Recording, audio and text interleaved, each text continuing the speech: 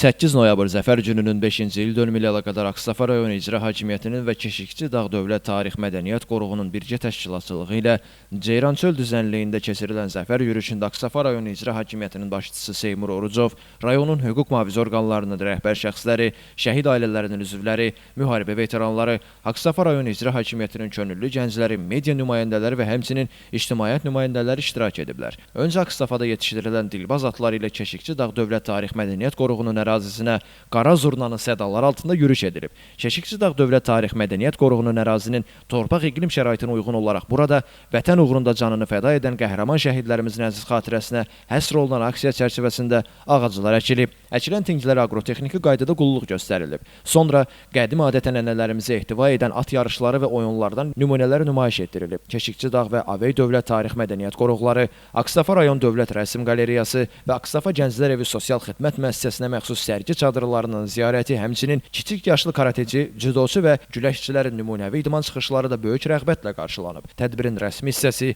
ümummilli lider Heydər Əliyevin və vətən uğrunda canından keçən şəhidlərimizin əziz xatirəsinin bir dəqiqəlik sükutla yad edilməsi və dövlət himnimizin səsləndirilməsi ilə başlayıb. Tədbiri giriş sözü ilə açan rayon İcra Hakimiyyətinin başçısı Seymur Orucov qeyd edib ki, Müzəffər Azərbaycan ordusunun zəfər yürüyüşünün bünövrəsi xalqımızın xilaskarı Ulu Öndər Heydər Əliyevin 32 il öncə 1993-cü ildə ikinci dəfə hakimiyyətə qayıdışı zamanı qoyulmuş oldu. Ulu Öndərin siyasi varisi, onun dövlətçilik prinsiplərinin təməlini günbəgün möhkəmləndirən prezident Müzəffər Ali Baş Komandan İlham Əliyevin rəhbərliyi ilə ölkəmiz suverenliyini tam bərpa etdi. Xalqımız əbədi olaraq tarixi zəfərinə qovuşdu.